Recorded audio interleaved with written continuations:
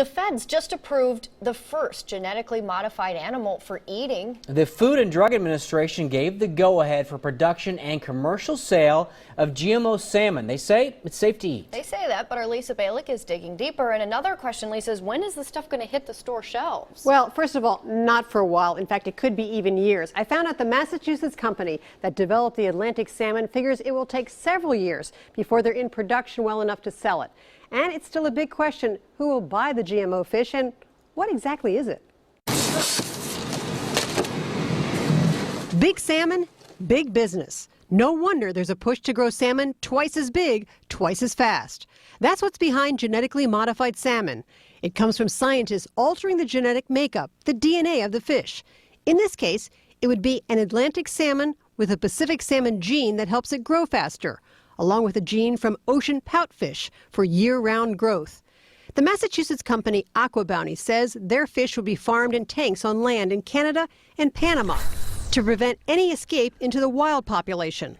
A big question, though, considering public opposition, is who would sell it. I checked with Fred Meyer Stores. A spokeswoman told me, quote, "We don't carry GMO salmon now and have no immediate plans to sell it in the future." Many other retailers, including Safeway, Target, Trader Joe's, have also said in the past they won't sell it. I called Costco, which so far has not publicly made a pledge against it.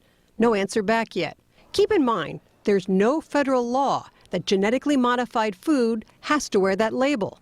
Oregonians narrowly voted down a measure last November to label GMO foods. So I wanted to know, how can you really tell if the fish was genetically modified? One of the ways consumers can know that they're getting this GMO salmon is the only salmon that's being produced in Panama is this fish.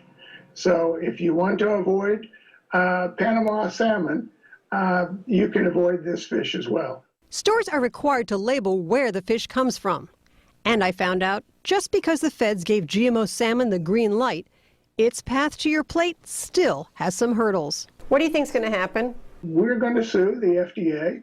We're going to win, and you won't have it on your shelf.